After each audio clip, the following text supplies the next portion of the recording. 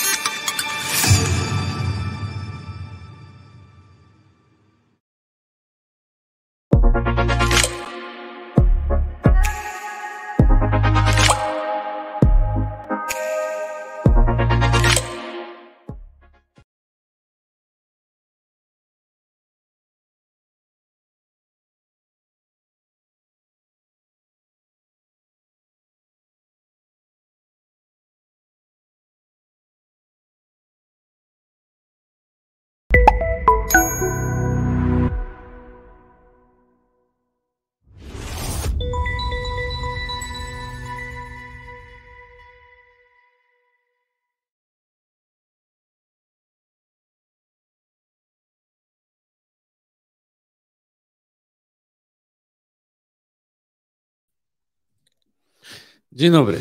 Dzisiaj jest wtorek, 9 stycznia 2024 roku. Imieniny obchodzą Bazylisa, Bożymir, Bracław, Marcelin, Mścisława i Przemir. Dzisiaj mamy też Dzień Ligi Obrony Przyrody. Pogoda w naszym biurze w Londynie to 2 stopnie i zachmurzenie. W Gdańsku jest minus 7 stopni i częściowo słonecznie. Cena tokena KNG na teraz to $2,39. Cena bitcoina to 46 947 dolarów. Obecny numer bloku bitcoina to 824 970. Do halvingu pozostało nam 15 030 bloków, czyli około 108 dni i 21 godzin. Ja nazywam się Kamil Żynda, razem ze mną jest dziś Łukasz Żeligowski. Cześć. Cześć, a to jest 183 odcinek Kwadransa z Kangą. Dajcie nam proszę znać, jak nas słychać, jak nas widać, bo to dla nas bardzo ważne, żebyśmy się dobrze widzieli i słyszeli. No to teraz, Łukaszu, pytanie. Co robi elektryk na scenie? Elektryzuje? Buduje napięcie. Dobre. No dobra, wstęp tradycyjnie za nami. No Dzisiaj tak. znowu dobry dzień dla wszystkich, oprócz sortujących. Oprócz sortujących. Tak, rośnie, spada, dzisiaj w górę mamy, wcześniej było w dół, no to Łukaszu, co się dzieje? Czy coś wiemy, co na rynku? Będzie, nie? No, generalnie można powiedzieć, że sytuacja jest tak zmienna, że analizy, które czytałem wczoraj, dzisiaj są już nieaktualne, Tak.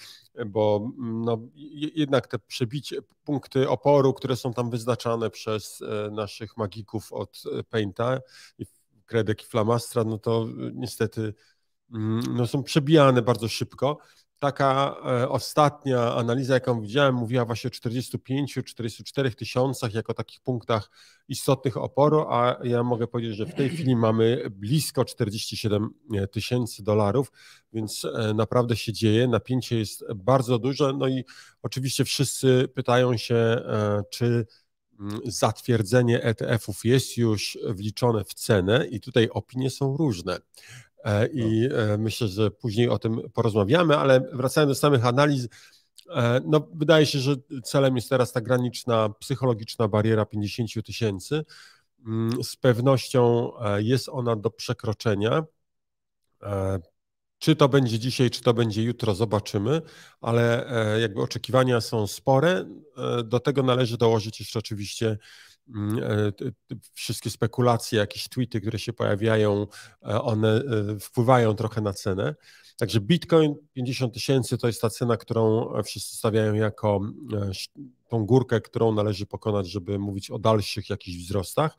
No i Ethereum. Ethereum ma swoje minima, jeśli chodzi o stosunek do Bitcoina. Tutaj widać wyraźnie, że mimo, że Ethereum rośnie we fiatach, w dolarach, to jednak w stosunku do Bitcoina nie rośnie tak szybko.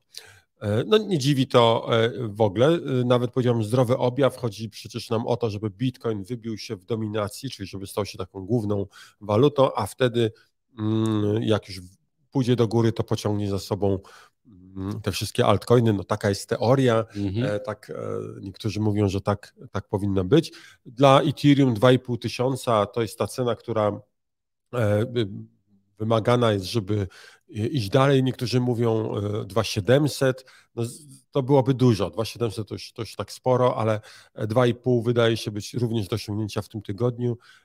Oczywiście pod warunkiem, że nic złego, chociaż nie wiadomo, czy to byłoby coś złego, się nie zdarzy. Chodzi oczywiście o to, że może być jakieś zamieszanie związane z tymi ETF-ami.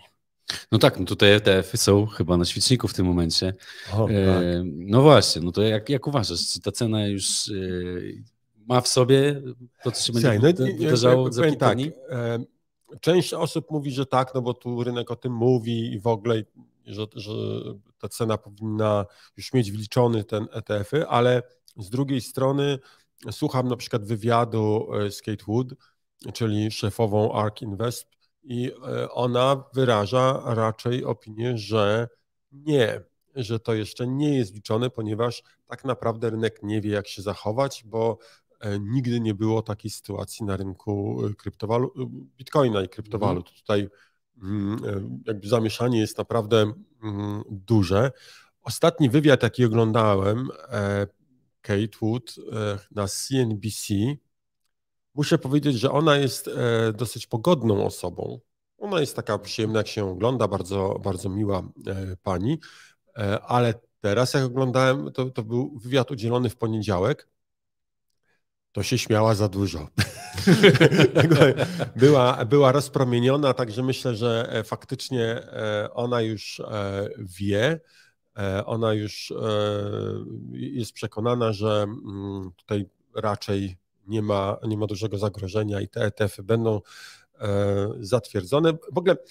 Bo termin mamy, z tego co tam liczyliśmy, jutro. Jutro, tak, czyli 10 stycznia czasu amerykańskiego jest zamknięcie tego okienka, więc spodziewamy się, że pod koniec będzie zatwierdzenie. Tutaj kilka sygnałów, które to potwierdza, no chociażby to, że SEC wydał takie oświadczenie o tym, żeby unikać rynków kryptowalut i ETF-ów związanych z kryptowalutami, bo to jest tylko dla takich, którzy rozumieją i żeby nie dać się tutaj złapać na jakąś złą rzecz, co sugeruje, że przygotowuje grunt faktycznie po to, żeby zatwierdzić te ETF-y.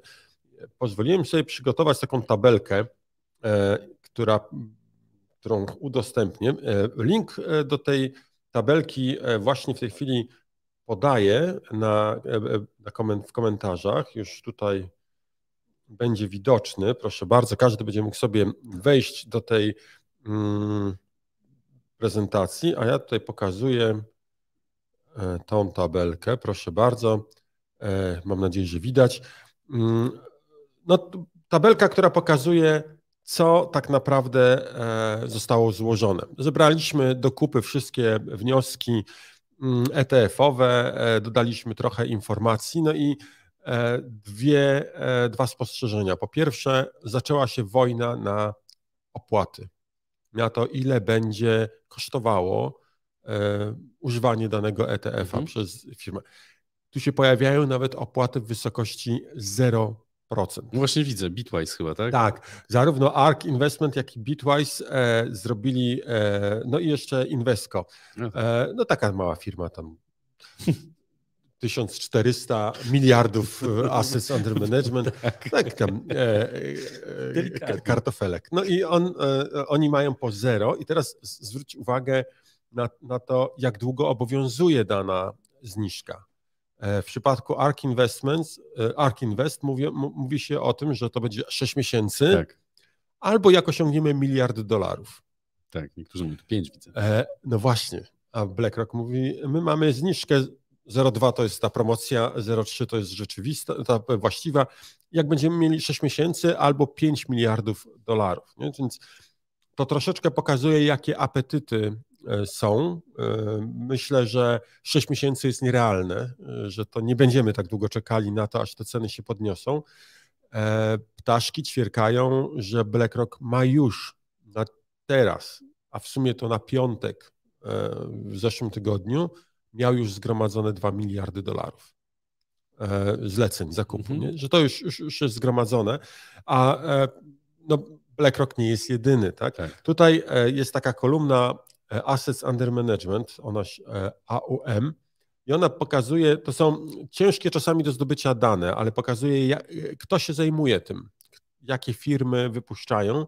No oczywiście BlackRock wyróżnia się swoim prawie 9 tysiącami miliardów dolarów środków, którymi zarządza. W takiej sytuacji ten ARK Invest czy nawet Van Eck nie wydają się jakimiś wielkimi firmami, ale no, to są całe rzesze sprzedawców. To jest to, co podkreślamy. To nie chodzi o to, że jakaś firma sobie wypuszcza instrument finansowy. To jest firma, która zarabia nie na tym, że dostaje te środki, tylko ona wygrywa czy zdobywa pieniądze, jak ludzie kupują i sprzedają. Tak. No i teraz wyobraź sobie, tam są tabuny doradców finansowych. Ludzi, którzy mają książeczkę w swoim iPhone'ie 15 Max Pro najpewniej, wypełnioną samymi ważnymi osobami, które dysponują środkami. Oni już dzwonią od tygodni. Oni już z nimi rozmawiają, przekonują, sugerują, zachęcają.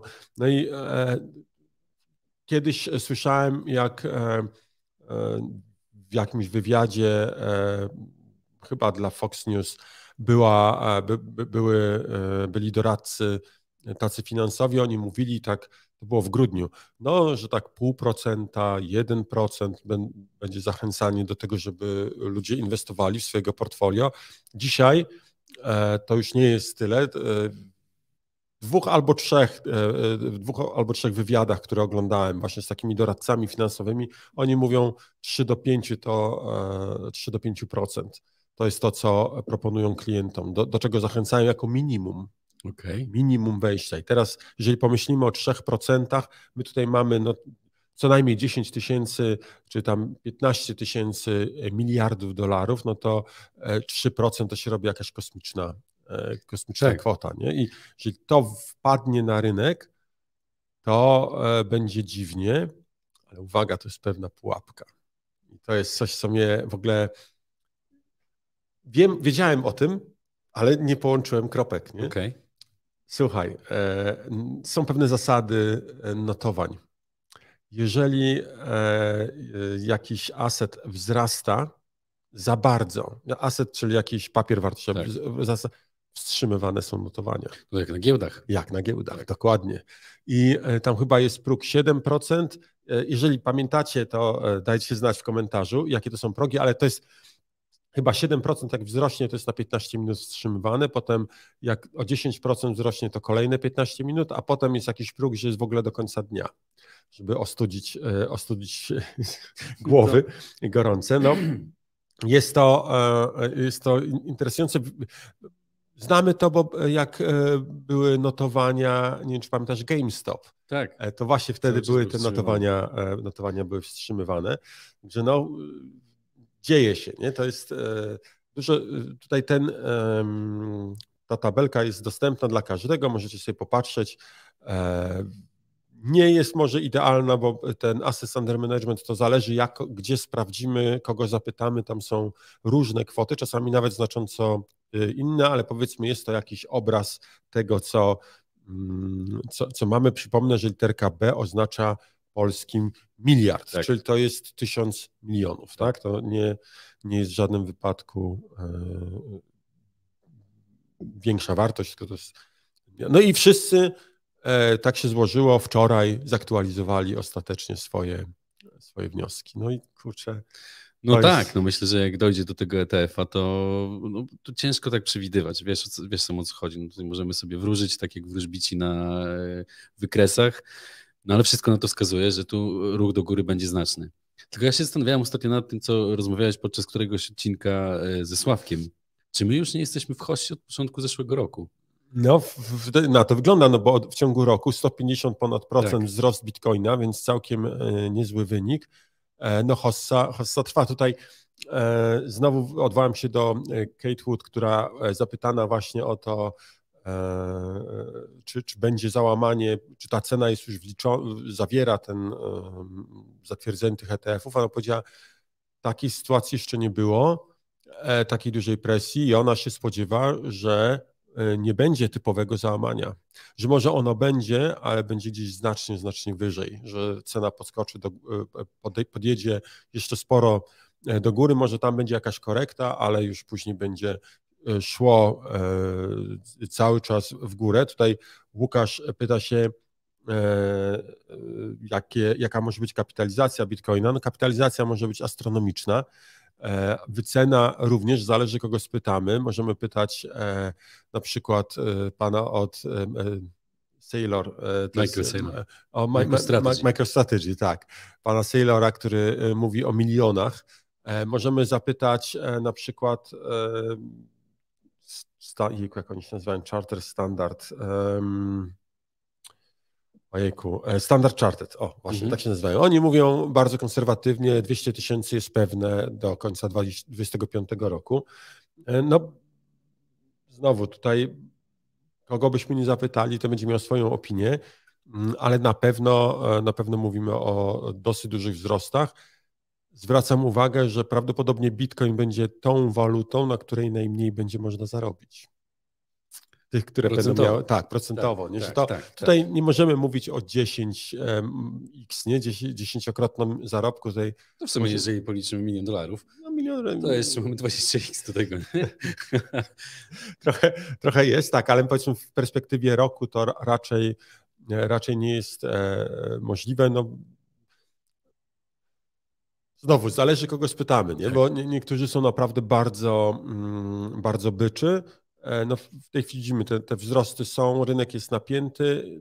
Ja jestem przekonany, to jest moja opinia, że jeżeli ETF-y faktycznie zostaną zatwierdzone i pójdzie ta informacja, to 50 000 zostanie przebite w bardzo krótkim terminie. To w ogóle nie ma uzasadnienia, myślę, w żadnych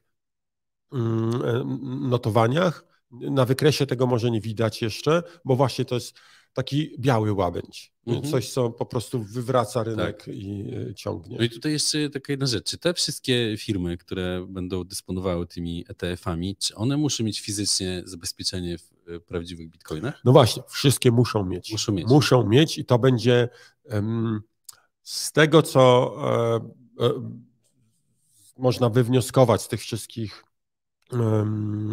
komentarzy dotyczących tego, dlaczego SEC, co się dzieje teraz, nie? Co SEC robi, to na przykład były prezes SEC-u mówi o tym, że głównym zmartwieniem czy główną obawą SEC-u jest właśnie kontrola skarbca, kontrola tego, czy na pewno tam wszystko jest, żeby tu nie było żadnego problemu, bo o ile z akcjami to oni mają to wszystko poukładane, wiedzą co i jak, to tutaj to jest dla nich ziemia niczyja, jeszcze tutaj nie byli. Tak. I oni muszą to zrozumieć, muszą się nauczyć tego, zdobyć, może nawet nie tyle zdobyć wiedzę, ile po prostu zdobyć doświadczenie. I wtedy będzie łatwiej. Wszystkie ETF-y muszą być zabezpieczone Bitcoinem, natomiast różnica jest między nimi taka, to też wspominaliśmy, że są dwa rodzaje ETF-ów. Jedne, które się nazywają Cash Creation, a drugie in kind. I tu chodzi o to, w jaki sposób ja mogę zlikwidować swoją jednostkę, tą ETF-ową. Jak mamy cash creation, to oznacza, że dostanę równowartość, na przykład jeżeli likwiduję jednostki ETF-u równe 1 bitcoinowi, to dostanę tyle, ile warty jest bitcoin w dolarach. Natomiast jeżeli mam in kind, to mogę dostać tego bitcoina. Okay. I to jest spora różnica. Wszystkie ETF-y są cash creation, natomiast niektóre mają mix, czyli dopuszczają i jedną i drugą formę likwidacji. No, tak. No jak byś to zlikwidował? No ja bym zawsze tylko w Bitcoinie. Tylko w Bitcoinie. Czekamy dalej.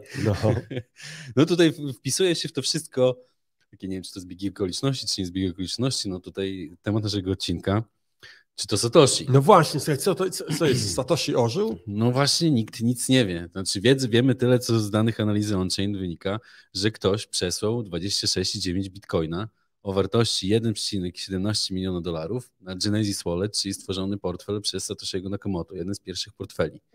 No i to była dziwna w ogóle transakcja, bo te środki zostały przeniesione z 3 portfeli do 12 innych i wtedy wysłane.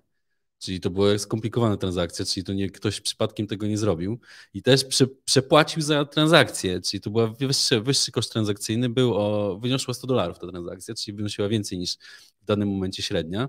No i tutaj duże pole do spekulacji, no bo w takim momencie taki ruch, niektórzy spekulują, że to może być spalenie bitcoinów w taki sposób, że ktoś wysłał, żeby spalić, no ale nie wiem, kto na tyle jest mądry, żeby sobie wyrzucić... To niech wyśle do mnie, ja też No spalę. ja w sumie też mógłbym, że u mnie jakby wysłał do mnie, to i tak by byłyby spalone, chociażbym nie sprzedał, no.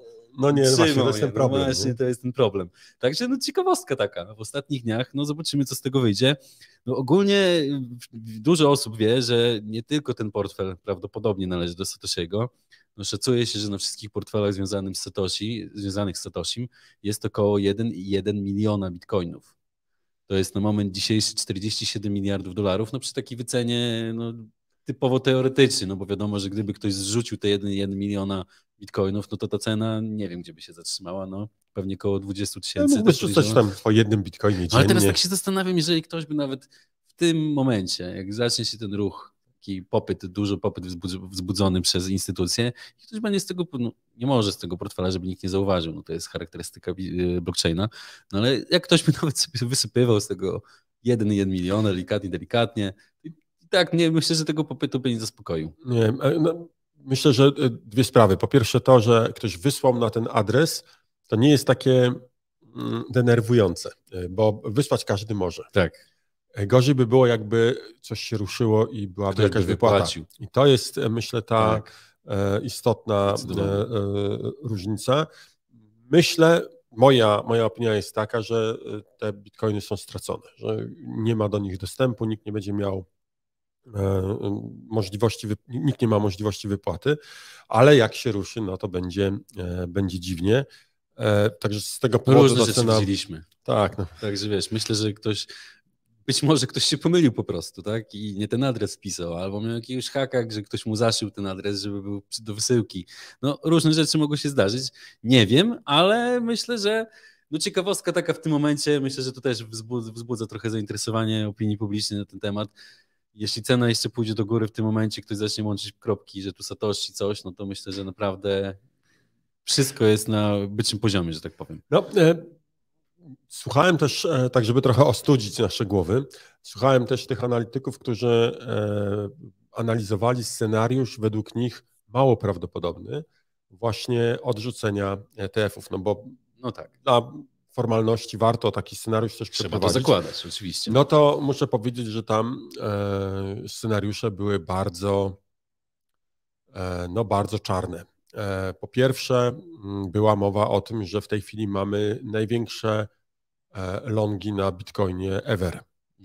Longi 400 ponad milionów, teraz pewnie już około 500 milionów dolarów jest na longach, na dźwigniach. Więc sporo. To byłoby zlikwidowane. Zlikwidowane byłyby również te pozycje, które opierają się na tych, tak jak na przykład MicroStrategy, bo DCA. Tak, te analizy mówią, rynek poleci w dół pionowo do 20-19 tysięcy. Taką najbardziej dramatyczną opinię słyszałem, że tu jest ten próg bólu, że w okolicach 19-20 się zatrzyma, gdyby był taki najbardziej czarny możliwy scenariusz.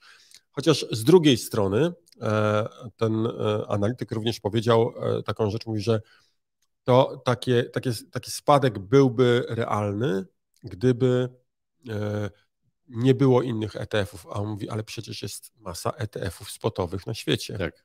Co więcej, nie mówiliśmy tego tydzień temu, ale Hongkong bardzo mocno naciska na stworzenie własnych, żeby zachęca firmy do tego, żeby właśnie w Hongkongu były tworzone ETF-y spotowe na Bitcoinie. Wypuścił nawet całą taką spis reguł, zasad, jak taki ETF ma być prowadzony i mówi, chodźcie do nas. Okay. Prosta logika za tym stoi. Chiny nie chcą, żeby kapitał wyciekał od nich do Stanów. Tak. Nie? To jest to, co na pewno teraz spędza sens powiek tym wszystkim ludziom w Chinach, że jak im kapitał wycieknie, to będą mieli trochę trudniej, no ale wygląda, że sam kapitał amerykański i powiązany ze Stanami to już jest gigantyczna kwota. Chiny są oczywiście silne i mocne, ale pamiętajmy, tam jest dużo obostrzeń, szarej strefy, jakichś dziwnych powiązań i tu nie możemy mówić o tym, że ten kapitał jest całkowicie wolny, to jest kapitał no taki nie do końca pewny, nie? No, tutaj jeszcze jedna rzecz ostatnio się pojawiła też. No, to było chyba dzień po wysłaniu tych środków. To było dzień po wysłaniu tych środków, nie chcę wprowadzać w błąd, chyba dzień po wysłaniu tych środków, bo to było... Tych środków na ten adres Satoshiego, tak? Tak, to dzień przed, no jakoś tak. Zostało w kodzie Bitcoina, wiesz, no wiadomo, że kod Bitcoina to jest data, tak? Czyli to są megabajty danych po prostu. No i ktoś zaszył w jednym z bloków, płacąc za to $64,000 opłat, 9 megabajtów danych, w których jest jakiś dziwny kod, dziwny ciąg znaków. Nikt tego nie potrafi na razie rozszyfrować. I ludzie tutaj dochodzą, mamy tutaj koncepcje takie, że ten ciąg znaków w nawiązaniu do tego przelewu jest połączone i że on ma wskazywać na to, jak ktoś go rozszyfruje, kim jest Satoshi Nakamoto. No i taka ciekawostka kolejna, tak? No i co jeszcze jest ciekawe, że w tych 300, bo tam jest 332 inskrypcje są zaznaczone i są dwie połączone ze znaczkami pepperoni pizza. To jest nawiązanie prawdopodobnie do tych dwóch pizz, które zostały... Ale to była hawajska podobno. Nie, to chyba były właśnie pepperoni. Tak? I to jest właśnie chyba nawiązanie do tego, co się wydarzyło właśnie 22 maja 2010 roku, kiedy Laszlo Hajnycz zamówił pierwsze pizze i wskazał 10 tysięcy bitcoinów za dwie pizze. No i jakoś dał pierwszą wartość bitcoinowi, tak? Bo do tamtego czasu to było po prostu wysyłanie między fanatykami blockchaina sobie bitcoinów, żadnego zastosowania nie miało, a tutaj wtedy się wydarzyło to, że te 10 tysięcy BTC zostało zapłacone za te dwie pizze. 22 maja? 22 maja 2010 roku, czyli 13 lat temu.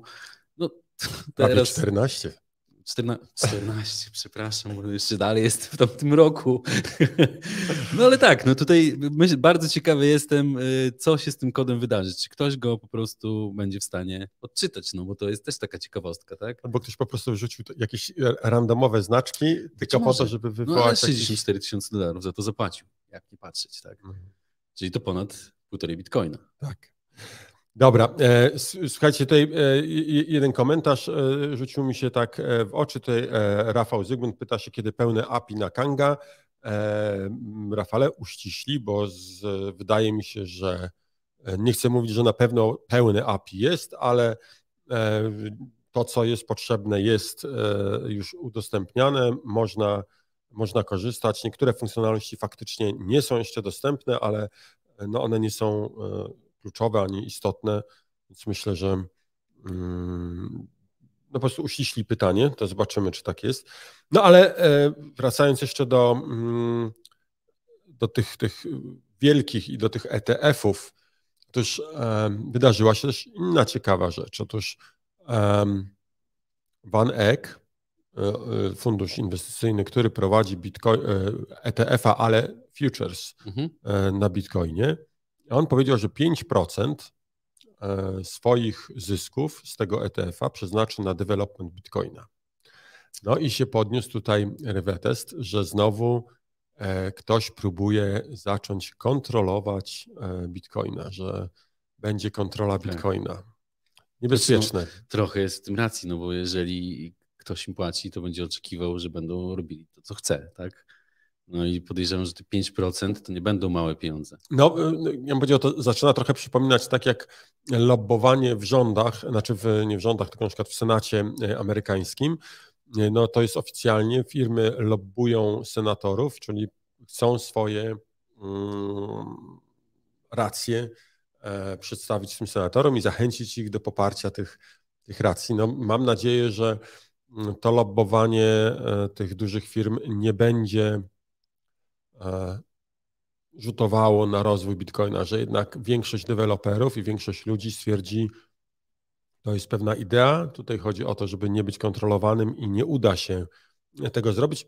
Już raz była taka próba, nie? Jak były te podziały Bitcoina na zwiększenie wielkości bloku i tak dalej. Bitcoin Cash, Bitcoin ABC, Bitcoin SV, wtedy tak, się było jakieś... Scam version, tak, Scam Vision czy coś takiego. No. Jest to Jest to jakieś niebezpieczeństwo, trzeba o nim pamiętać, natomiast no, nie przesadzałbym na razie. Warto patrzeć, warto być czujnym, ale to jeszcze nie jest moment, w którym powinniśmy załamywać ręce. Rafale, chodzi Tobie o możliwość zlecenia wypłaty przez API. Faktycznie tej możliwości jeszcze publicznie dostępnej nie ma, ale jak napiszesz na support, to możesz dostać do jakiejś próbnej wersji tego API dostęp i będziesz mógł zlecać wypłaty. Tak. Napisz na support. Jeszcze tak wracając do tego w ogóle lobbystów, no dla mnie to jest niepojęte, że ktoś po prostu sankcjonuje korupcję. No. Jak to inaczej nazwać? No są ludzie, którzy, no co ci lobbyści robią? Oni dostają pieniądze na to, żeby przekonać senatorów, no posłów. W Polsce też już od jakiegoś czasu mamy ustawy chyba o lobbystach i lobbyści są w Sejmie. Tak. Także no to z jednej strony próbujemy walczyć z korupcją, a z drugiej strony sankcjonujemy ludzi, którzy tam wchodzą i próbują, no może w jakichś tam białych rękawiczkach, no ale dalej wprost przekonują do tego, żeby spełniać ich rację, no tak? Myślę, że idea jest następująca. Chodzi o to, żeby nie działo się to właśnie pod stołem, tylko na stole, żeby wyborcy wiedzieli o tym procederze. Czyli jeżeli wiadomo, że dany senator jest pod wpływem jakichś lobbystów, no to wyborcy mogą stwierdzić, a to na niego nie głosujemy. A jak będzie wszystko pod stołem, no to będzie niejawne. Oczywiście to jest idea piękna i słuszna, równie piękna jak to, że wszyscy będziemy wchodzili do sklepu i brali tylko te rzeczy, które są nam potrzebne i nie będziemy brali nic więcej. W ogóle będziemy pracowali sami z siebie, bo tak chcemy, przecież tak jest. No, już paru socjalistów się na tym przejechało. To tak nie działa. No tutaj też myślę, że ten biały lobbying działa. On jest widoczny, natomiast to wcale nie zlikwidowało tego szarego czy czarnego nie? Lobbingu. No jest... Patrzę jeszcze tutaj na te komentarze, jakie się pojawiały. Słuchajcie, kursu KNG nie komentujemy. To taka zasada. My wierzymy. Tak, oczywiście. Bez zdań. Nie ma sensu komentować, no bo tutaj rynek jaki jest, każdy widzi. Dokładnie. Jeszcze na chwilę wróćmy do naszego, czy mojego ulubionego tematu. Jakiś czas temu rozpocząłem ten eksperyment, pamiętasz, z kupowaniem Bitcoina i wydałem dzisiaj jesteś na plusie. Niecałe... Delikatnym plusie. Już pokazuję wyniki, bo chcę pokazać, przypomnę, wydałem dokładnie 48 000 złotych, wydałem na zakup 5 walut, 2000 zł sobie zostawiłem na odsetki, czyli wziąłem pożyczkę 50 000 i stwierdziłem, ok, 2000 na odsetki, za 48 kupuję waluty, kupiłem je porówno, bez żadnego jakiegoś przemyślunku i pokazuję aktualny stan portfela, tak żeby było, żebym tylko nie pokazał jakiegoś złego konta. Gdzie to jest? Nie mogę znaleźć tego. Za dużo okienek mam. Dobra, tu. Widać, mam nadzieję. No jak widzicie, z 48 zrobiło się 59, także całkiem nieźle. Jakbyśmy sobie popatrzyli, podzielimy 48 na 5, no to wygląda, że 9600 jest zainwestowane w każdą walutę. No najwięcej jest wart Bitcoin, tak? Jednak zanotował ponad 50% wzrosty. Ethereum również nie jest słabo, czy Matic bardzo ładnie, BNB również mimo problemów, jakie miał. No najgorzej tutaj Litecoin, jesteśmy pod kreską i to jedyna waluta, która nam tutaj bruździ, ale tak to mamy same zyski. Można powiedzieć, że 10 000 na czysto jest zarobione, uwzględniając odsetki, uwzględniając wszystkie koszty. Także bardzo dobrze. Kiedy przypomnij, zacząłeś eksperyment? Sprawdzam. Zaczęliśmy 19 czerwca, no pod koniec czerwca. Pół roku temu. Tak? No i teraz słuchajcie, bardzo ważna informacja. Pokazuję cały czas ekran, bo chcę wam pokazać, jak wygląda tutaj dwa nowe stakingi, do których nie tyle zachęcam, ile informuję, że startują, bo bardzo o to prosiliście. Otóż Nie zachęcam, pokazuję możliwości. Pokazuję możliwości. Tak, mamy 2 stakingi, jeden 30-dniowy na 10%. Można tutaj już wpłacać. Kwota maksymalna to 5000 zł, minimum 50 zł. Przypomnę zasady, że zapisujemy się na ten staking, wpłacamy środki, mamy czas do 11 stycznia, czyli do czwartku. W czwartek rusza ten staking.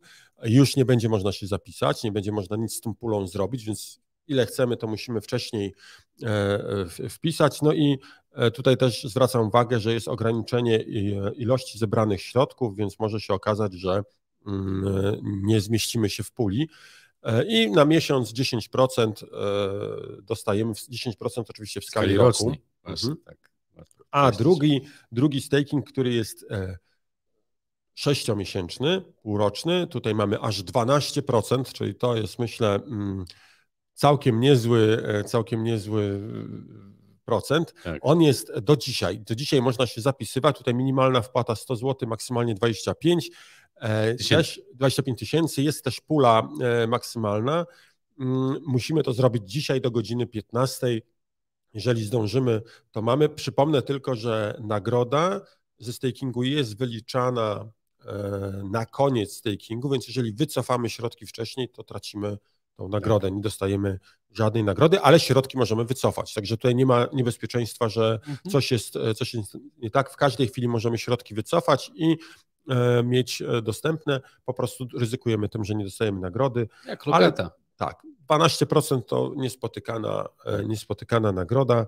Myślę, że warto rozważyć, szczególnie ci, którzy po prostu trzymają OPLN-y i chcieliby, żeby one też zarabiały. To jest najlepszy sposób na to, żeby myślę, że zarabiać. Teraz nie ma chyba już takiego oprocentowania. No jest 7, tak. 6, takie są, nawet już zaczyna być ciężko, jeżeli chodzi o większe kwoty. Nie? Jeżeli większą kwotę, to już ciężko na taki procent. Tak. A powiedz mi, Łukaszu, czy mamy środki na loanie w tym momencie? W tej chwili, z tego co wiem, to się wyczerpały. Znowu się wyczerpały. Tutaj co dorzucamy, nawet ostatnio było tak, że dorzuciliśmy jakąś kwotę, nie jakąś olbrzymią, no ale istotną i nawet nie zdążyliśmy o tym poinformować, bo po prostu się rozeszły, więc widać, że popyt jest. Zachęcamy do tego, żeby monitorować to. Jeżeli zdążymy, to dajemy sygnał na Telegramie, a jeżeli jeszcze drugi raz zdążymy, to no comment albo na kwadransie z Kangą o tym mówimy. W tej chwili tych środków nie ma, ale zachęcam do sprawdzania, bo to jest sytuacja dosyć dynamiczna. Wraz z pojawianiem się nowych środków dodajemy płynność i można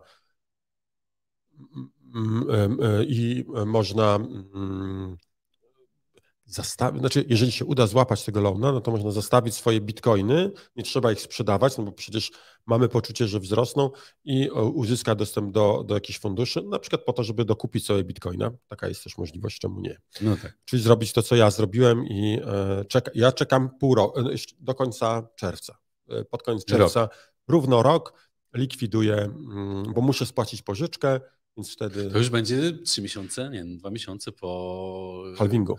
Tak, no zobaczymy wtedy co. Powinno być... Może powinienem rolować, nie? Może powinienem rolować, kurczę. Będzie ciekawie. Mój ulubiony portal Bitfilar, czyli strona, na której ktoś nieznany mi osobiście robi eksperyment i zbiera na swoją emeryturę, stosując taktykę DCA. Odsyłam do jednego z filmów, który mamy w naszej bibliotece. Jego inwestycja, która wynosi w tej chwili 25,5 tysiąca złotych, jest warta ponad 1 060 000. Widać, że się opłaciło. Po prostu co miesiąc za 250 zł kupujemy. Za 250 zł kupujemy. Nie co patrząc miesiąc, na to, jaka jest cena. Tak, że super. Mikołaj Chudy tutaj zadał pytanie, jak wygląda spłata pożyczki, Łukaszu? Spłacić pożyczkę możemy w każdej chwili. możemy spłacić zarówno zastawem, czyli zostanie nam zwrócony trochę mniejszy zastaw, albo środkami, które mamy na portfelu. I pożyczka też jest spłacana automatycznie na koniec okresu. Jeżeli mamy środki złotówkowe na koncie, to w złotówkach. Jeżeli nie mamy tych złotówek, to wtedy jest spłacany zastaw, ale proszę zerknąć do instrukcji obsługi, tam wszystko jest opisane dokładnie i wyjaśnione, jak to działa. Ważne jest to, że oczywiście jeżeli wartość zastawu spadnie poniżej pewnego progu, to zastaw jest likwidowany po to, żeby zapewnić tym, którzy udostępnili swoje złotówki, czy kryptozłotówki, żeby mieli zapewniony zwrot kapitału, więc tutaj nie ma niebezpieczeństwa dla tych, co zapewniają ten kapitał. Jest niebezpieczeństwo, w cudzysłowie oczywiście, niebezpieczeństwo dla tych, którzy mają ten kapitał, którzy pożyczyli, nie? Że ich zabezpieczenie zostanie spłacone, no ale to oznacza, że po prostu Bitcoin jakoś gwałtownie zanurkował. Teraz jest taka możliwość, że gwałtownie zanurkuje, chociaż wydaje się to bardzo, bardzo mało prawdopodobne. No tutaj widzimy fajny komentarz Krzychu, ETH. A może ktoś był winien Craigowi Wrightowi 27 BTC, to mu wysłał na portfel Satoshiego. Przecież Craig Wright to Satoshi. To by było mocne. Przypomnę, Craig Wright to jest osoba, która publicznie mówiła, że to on jest Satoshi. On brał udział w tym buncie związanym z wojną na rozmiar bloków. On stoi za Satoshi Vision chyba. Satoshi Vision czy Bitcoin Cash? Ja już się pogubiłem tam. Kurczę, nie wiem, chyba to było lata temu, 5 lat temu. Prawda? Ja nie wiem w ogóle, czy one istnieją, te cache. No ja w każdym razie nie wchodzę nic, co ma na nazwie Bitcoin, oprócz samego Bitcoina. Oprócz samego Bitcoina, tak, to prawda. Warto zwracać szczególną uwagę. Ja tu jeszcze podzielę się jedną informacją. Otóż słuchajcie, nie wiem, czy ktoś z Was, kto nas tutaj ogląda, ma jakieś, czyli Bitcoin Scam Vision. Okej. Tutaj Czesław Nakamoto napisał, że to ta wersja. Właśnie. Słucham czasami i to nie jest jakaś, jak się mówi, nie lokalizacja, tylko jak produkt jest... Product placement. To nie jest żaden product placement. Słucham czasami Radia 357, to tak prywatnie i słucham reportaży, które tam są. Są, uważam, całkiem ciekawe. Zaintrygował mnie jeden oszustwo na Bitcoina. Okej. Mówię, kurczę, oczywiście no standardowy scenariusz, ktoś dzwoni, tam nawet nagrali, bo te reporterki później zaczęły próbować się zapisywać na te platformy i tam słuchały pana, który mówił, że on tu jest taki biedny, ale teraz stał się tym doradcą i jak super i w ogóle, bo sam inwestuje. Jest jakaś platforma, na którą można wysłać środki i wtedy tam przyrasta i widać, że przyrasta. No i redaktor pyta, no ale co wyście kupowały tam? Ona mówi, Bitcoina. Ja mówię, kurczę, jakby jestem ciekaw, czy gdyby było oszustwo i tam ktoś by powiedział, że akcje Orlenu są kupowane, tak. To czy byłoby mowa o tym, że to jest oszustwo na Orlen, czy to byłoby oszustwo finansowe, że jak coś oszuści obiecują ci gruszki na wierzbie i w ogóle nie mówiono by o Orlenie, no bo to tam nie było żadnego Bitcoina, nie? Tak. Nie było nigdy kupionego żadnego Bitcoina, to wszystko, co tam było, to po prostu cyferki na ekranie, więc zachęcam, Mikołaj 357 to nie Radio Maryja, to jest, powiedziałbym chyba w tej chwili jedno z najbardziej apolitycznych rozgłośni, które mamy. Tak, mam dosyć polityki, jak tylko włączę YouTube'a, już wystarczy, nie chcę tego słuchać, to jest dobra odtrutka.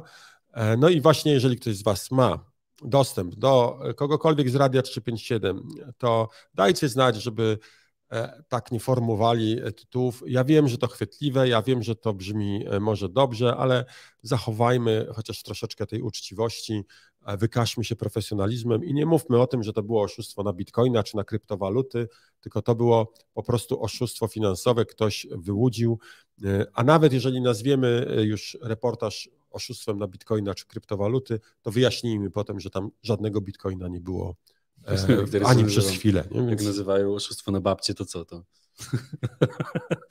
to jak z tą babcią w końcu. No. Ojejku, dobra.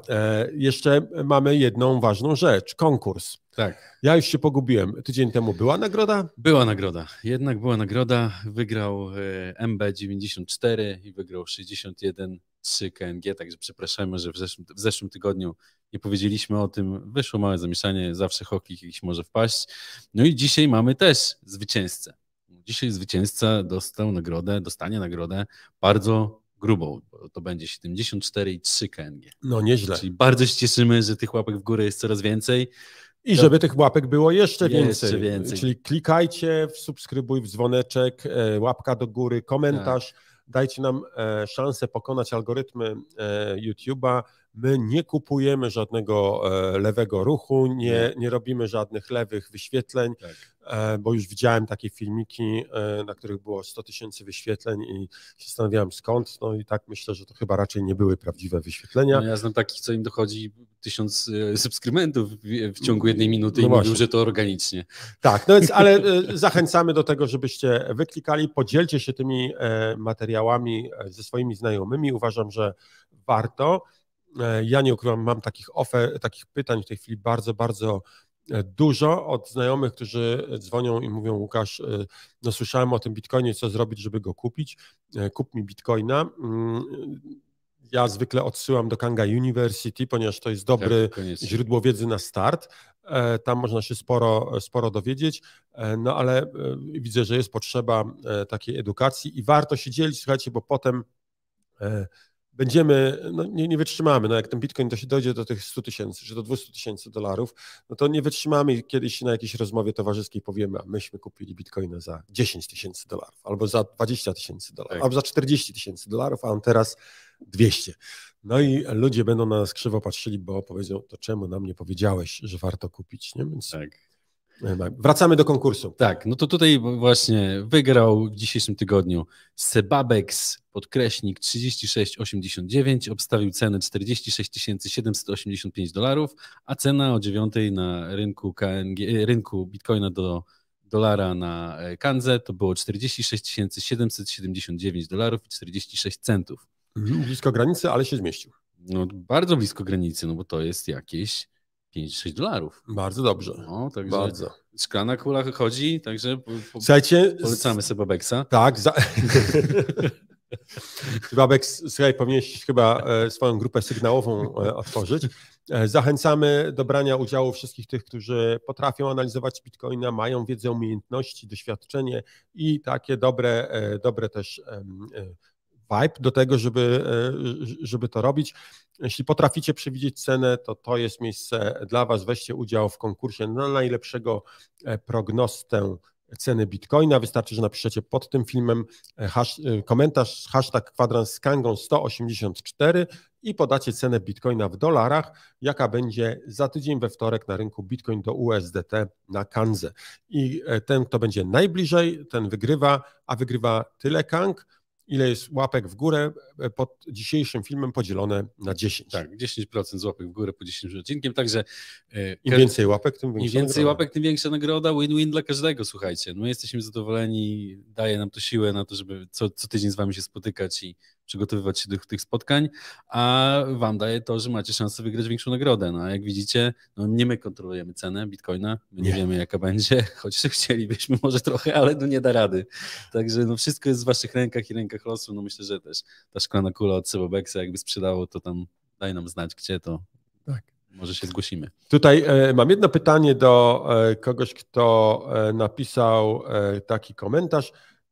Jakbyś wyjaśnił, o co chodzi Tobie ze zleceniem cząstkowym, to będę wdzięczny. Co rozumiesz pod tym pojęciem? Będziemy mogli się do tego odnieść. A z drugiej strony Hubert pyta się, kiedy będziemy mieli zaktualizowane zasady stakingu KNG. Już wkrótce. Tak jak mówiliśmy, w pierwszym kwartale tego roku, zgodnie z naszą zapowiedzią KNG 2.0, będziemy wprowadzali ograniczenie stakingu na KNG, że trzeba będzie, żeby móc włączyć autozasilanie, czyli korzystać z tej rosnącej wartości czy siły naszego wkładu w staking, trzeba będzie mieć zgromadzonych minimum 100 KNG. Będziemy o tym uprzedzać, będziemy o tym informowali z dużym wyprzedzeniem, także spokojnie, Nie wydarzy się to jutro, tak. My pracujemy, nie chcemy tutaj żadnych baboli. Nie ukrywamy też, że prace nad wdrożeniem nowych blockchainów też trwają, jak najbardziej. No i nasz nowy program afiliacyjny, myślę, wkrótce ujrzy światło dzienne, także bądźcie gotowi. Na pewno o tych informacjach, które będą dotyczyły no właśnie KNG, no to będziemy informować w newsletterze. Wszyscy dostaną te informacje. No myślę, że ciężko będzie tego nie zauważyć. No i tutaj od razu wspomnę, jak już mówimy o newsletterze, że nowa odsłona newslettera za nami, czyli będzie tam, Super. Już mamy analizę techniczną, on-chain, tak, wystartowała w miniony piątek, będziemy co tydzień teraz informować na bieżąco o nowych wydarzeniach on-chain, co się dzieje na blockchainie i analizy technicznej naszej ulubionej. No mamy tutaj w zespole teraz osobę, która się na tym bardzo dobrze zna. Myślę, że będzie też przygotowywała jakieś materiały na ten temat, także no, będzie można się trochę dokształcić. No a tu właśnie jeszcze wracając do University, no myślę, że w tym momencie, w jakim jesteśmy, no to najbardziej trzeba kłaść nacisk na edukację, bo tak. Ludzie wejdą z ulicy, nie wiedząc nic o Bitcoinie, nic o handlu, nic o kryptowalutach. Na Kanga University, jeżeli chcecie komuś pomóc, wyślijcie ich na Kanga University, tam jest wszystko za darmo. Można sobie przeczytać na kilku poziomach wiedzy, tych lekcji jest około 200 chyba w tym momencie. Cały czas dochodzą nowe. Są też materiały audio, wideo przygotowane przez Sławka. Będą wszystkie materiały w formie głosowej, także nawet jeżeli ktoś nie ma czasu... Jedzie na rowerze na Tak, przykład. No nie ma czasu, nie wiem, czytać, po prostu usiąść się zaznajomić, no to nawet przy myciu okien, no może nie w to pogodę, no ale przy gotowaniu, przy jeździe na rowerze, przy bieganiu można sobie posłuchać i czegoś się dowiedzieć, tak, no bo no myślę, że kryptowaluty z nami zostaną, także... O tak, to już tutaj, jak już słyszę od analityków, już jakby do tej pory, bo co zmieni ETF? To jest jedna z istotnych rzeczy. Do tej pory Wall Street, tak w cudzysłowie mówię oczywiście, czyli firmy finansowe i tak dalej, mówiły Bitcoin to bańka, Bitcoin to ściema, Bitcoin to nie jest gdzie będziesz, kiedy bańka pęknie. Tak, gdzie będziesz, kiedy bańka pęknie. Niektórzy będą tam, gdzie chcieliby być, a inni nie. No i teraz w momencie, gdy wchodzą ETF-y, to oni już nie mogą tak mówić, czyli zniknie bardzo silna negatywna narracja i faktycznie wydaje się, że ten element takiego dołowania zniknie. Na pewno pojawią się inne sposoby na to, żeby dołować cenę, manipulować ceną, bo bądźmy tutaj, no, nie ukrywajmy tego, zawsze jakaś manipulacja będzie, szczególnie jak takie duże firmy wchodzą, natomiast w długim terminie ta manipulacja nie działa. Widzimy, że jest tendencja utrzymywana, mamy jakąś cykliczność. Niektórzy mówią, że to jest ostatni cykl, ostatnie takie wielka cykliczność. Na Bitcoinie może. Właśnie, to chciałem powiedzieć. Na Bitcoinie może. Na Bitcoinie może, bo już będzie ten ETF, ale myślę, że jeszcze altcoin season przed nami to taki, że naprawdę może być grubo, tak? No, myślę, że czeka nas niedługo przygotowanie jakiegoś materiału o Solanie. To jest projekt, coraz częściej porównuje się Solanę do Ethereum, tak? Ethereum Killer, Solana versus Ethereum, dlaczego Solana wygra i tak dalej. No, muszę powiedzieć, że jest naprawdę zmasowany atak. Solana wygląda bardzo, bardzo ciekawie. Ich jest też chyba 300% w tym roku. Tak, no więcej. No więcej. Oni była po $20, w tej chwili jest ponad 100, więc no właśnie. Aż sprawdzę, czy jest ponad 100, ale wydaje mi się, że jest całkiem wysoko i Solana w tej chwili 101. Dobrze, jest ponad 100.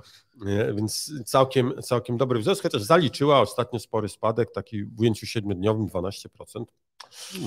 Ale to myślę, że to właśnie przez ten spadek, co był w zeszłym tygodniu na Bitcoinie, że jutro to się odbije. Także no tutaj z tego, co ja znam, już jakby na tym rynku trochę jestem, no to jest tak, że właśnie spadek Bitcoina, spadek reszty, wzrost Bitcoina, wzrost reszty i to wszystko ciągnie się za Bitcoinem. Tak.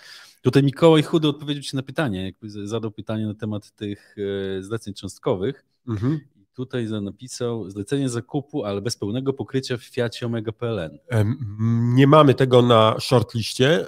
Na razie skupiamy się na tym, żeby dodać bardziej zaawansowane zlecenia, takie tradingowe, śledzące cenę, stop lossy i tym podobne, więc to w pierwszej kolejności. W następnym będziemy pewnie wprowadzali różnego rodzaju dźwignie, bo to też ma się pojawić przecież na Kandze w tym roku, więc będziemy mieli dużo w międzyczasie nowości i jeżeli się okaże, że te zlecenia bez pokrycia, możliwość wkładania zleceń bez pokrycia jest potrzebna, to będziemy rozważali wdrożenie tego. Dziękuję, że nam coś takiego sugerujesz. Tu jeszcze jest jedno pytanie od Zenona, który pyta się, czy autobonus na stakingu, jak rozumiem, jeżeli ma włączony autobonus, a ma mniej niż 100 KANG, to czy ten autobonus zostanie wyłączony? Tak, zostanie wyłączony, ale tak jak powiedziałem, będziemy informowali o tym wcześniej i będzie czas na to, żeby dokupić sobie te brakujące KANGi do 100, żeby było 100 KANG na POS-ie. Proszę pamiętać, że musimy je wpłacić ponad 24 godziny przed uruchomieniem tej nowej funkcjonalności, ale tu jeszcze strachu nie ma, to nie jest nic, co będzie wdrożone jutro lub pojutrze. Będziemy na pewno z kilkutygodniowym wyprzedzeniem informowali o tym, że tego typu zmiana nastąpi. Tu jeszcze jedno pytanie. VIP Kanga, kiedy informacje? Wkrótce. No tutaj widzę, że ktoś ma nazwę fajną profilu, nawet od razu sobie zrobił reklamę. Fogowanie, silikonowanie, odnawianie domów z cegły. Tak, proszę, VIP Kanga, proszę, można. Można. Bardzo, bardzo kreatywne. Follow the news. Ja wiem, że mało osób to lubi, ale no nic innego nie możemy powiedzieć.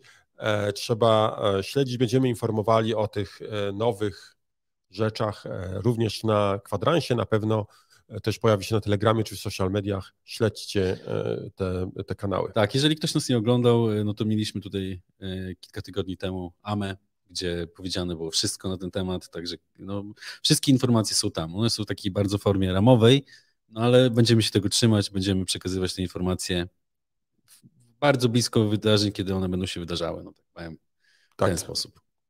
Dobra. Konkurs zrobiliśmy, Kanga University powiedzieliśmy, o stakingach powiedzieliśmy, bo to było dla nas ważne. Dużo osób się pytało o te stakingi, kiedy będą, no więc są 10% na miesiąc i 12% na 6 miesięcy. Zachęcamy o rozważenie, to jest dobry sposób na to, żeby pasywnie zarabiać, takich procentów w banku nie ma, tutaj w krypto, więc bezpiecznie. Żadnych tam cząstkowych rezerw tutaj nie ma. No jeszcze będzie sygnał, mogę powiedzieć.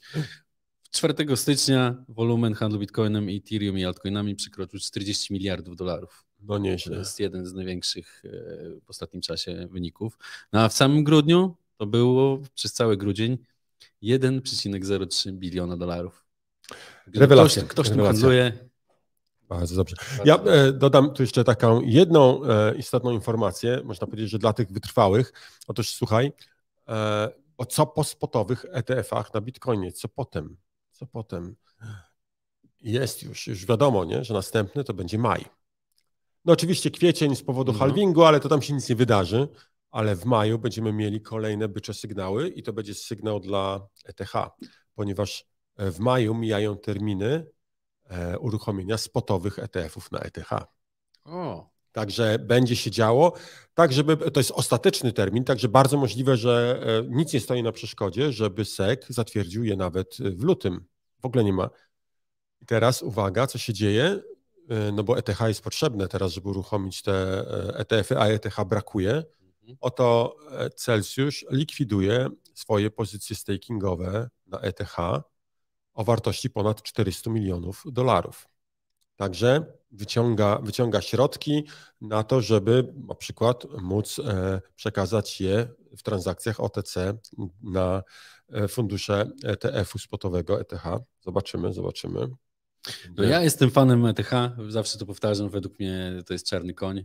Myślę, że naprawdę widząc całą infrastrukturę, ile się wokół ETH dzieje na różnych poziomach, na layerach drogich, to jest w ogóle nieprawdopodobna ilość rzeczy, która się wydarza w danym momencie. Także myślę, że to ETH jeszcze nas zaskoczy. No na pewno. Ja myślę, że ETH to jest jeden z tych właśnie tokenów, moje prywatne zdanie, które da zdecydowanie więcej zarobić niż Bitcoin. Zwrócę tylko uwagę, że jeżeli skala wzrostu Bitcoina faktycznie maleje z cyklu na cykl, o tyle w przypadku Ethereum rośnie, więc zobaczymy, co nam teraz rynek pokaże, czy w tym, czy w przyszłym roku, ale myślę, że będzie dobrze. Te miesiące, które są przed nami, to są miesiące kryptowalut i pod tym hashtagiem miesiące kryptowalut możemy świętować i się cieszyć. Hashtag 2024 krypto. Tak. Dobra, kończył się. Godzinka. Czwarty kwadrans. Znowu godzina. Musimy zmienić tą nazwę, bo to już jest normalnie, nie jest kwadrans Kango, no. Godzinka z Kango, albo nie wiem co to jest, no. No, Zenon mówi o tym, żeby tam dobrze to ułożyć. Tak, staramy się wszystko dobrze zadbać, no ale nie gwarantujemy, że będziemy mieli tutaj tą zgodność tych terminów. Zakładam, że jeżeli komuś brakuje kilku KNG do tego, żeby mieć 100 KANG na POS-ie, no to nie jest to jakiś problem, żeby dokupić, ale tak, bierzemy to również pod uwagę, także spokojnie, jak mówiłem, będziemy informować z dużym wyprzedzeniem, nie martw się. Będzie czas na to, żeby pouzupełniać, poprawić, żeby było wszystko jak należy. To nie jest porada inwestycyjna, ale uważam, że cena KNG jest teraz atrakcyjna. Także... Dobra. Kamilu, zapraszamy za tydzień. Tak jest. Na 9:30 jak zwykle. Powiedzcie swoim znajomym, bądźcie tutaj, zadawajcie pytania. Staramy się śledzić wasze komentarze i odpowiadać na te pytania.